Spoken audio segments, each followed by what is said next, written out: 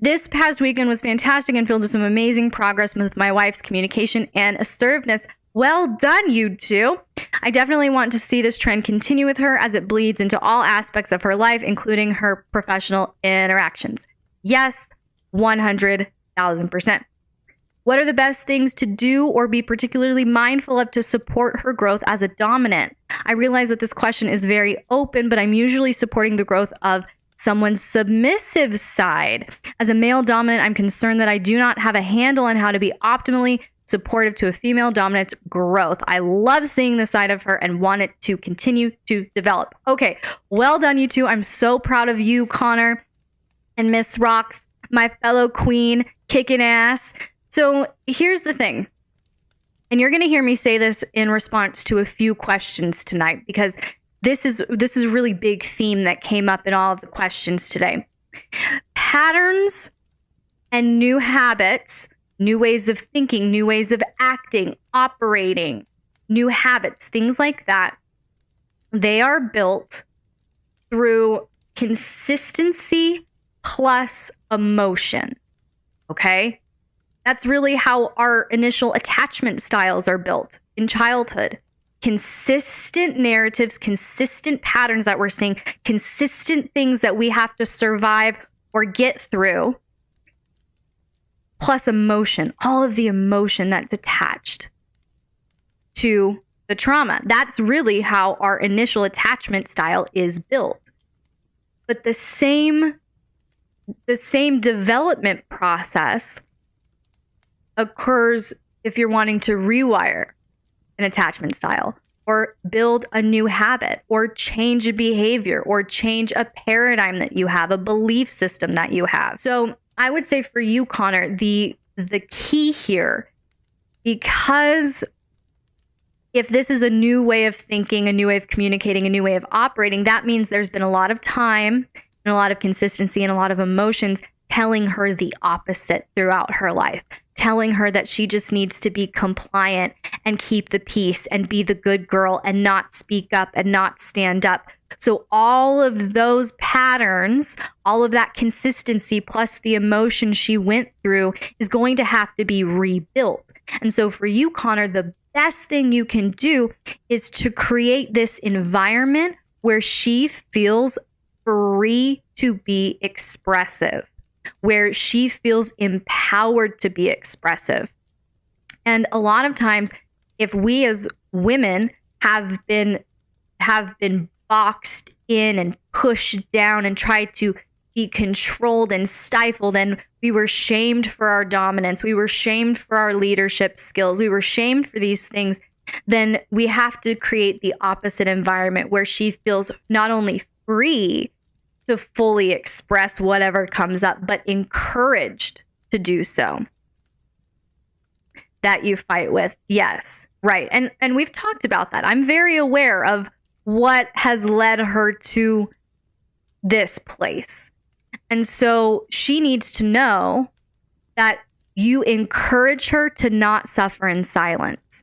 So any opportunity that you get, Connor, to encourage her, to say, I love it when you speak up. I love hearing your perspective on that.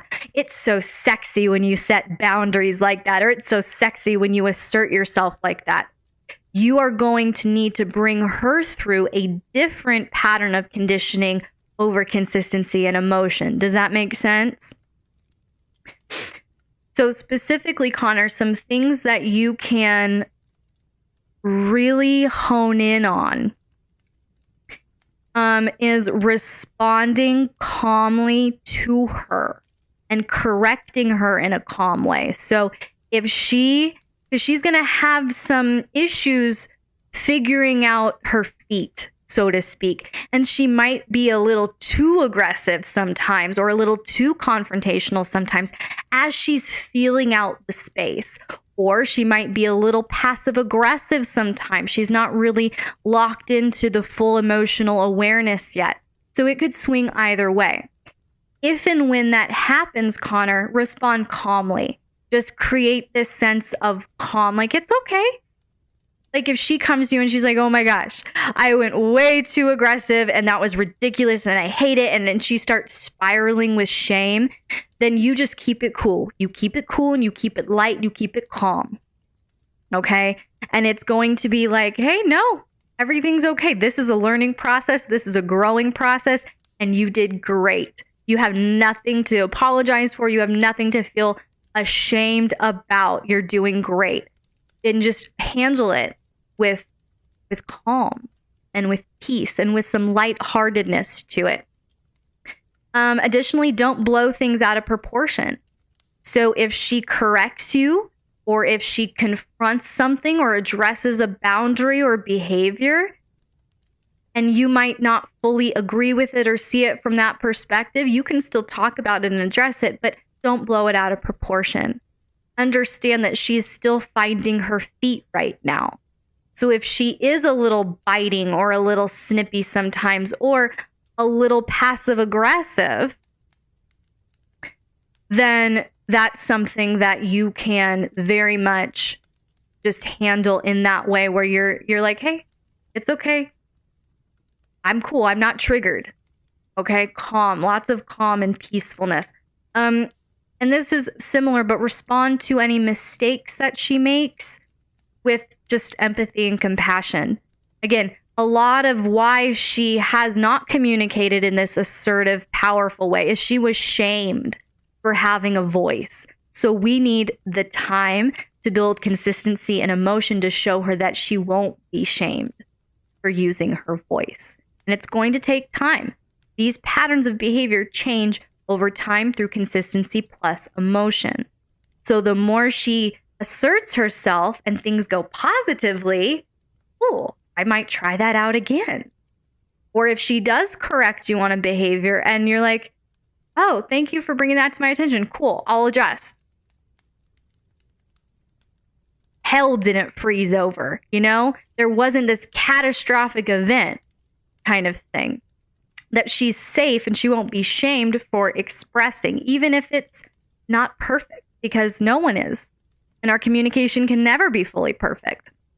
In addition, I would say thank her for her honest and vulnerable communication.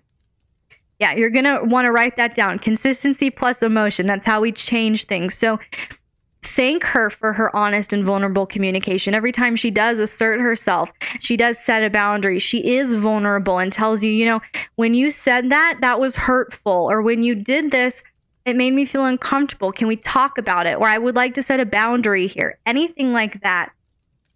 I would say if you go out of your way to thank her for that, you're creating positive emotions, right? Saying, thank you so much for sharing that. I love seeing into you like that. And it makes me feel so connected to you when you're vulnerable with me like this. That's huge. And then finally, be soft and vulnerable with her. Kind of lead by example, so to speak. So be assertive, set your boundaries, take up that space that you need to, but do it in a soft, non-threatening way. And be vulnerable with her too. And show her that, hey, you're not alone in this. We're in this together. We're both relearning some communication patterns. We're both relearning how to assert ourselves in a healthy way.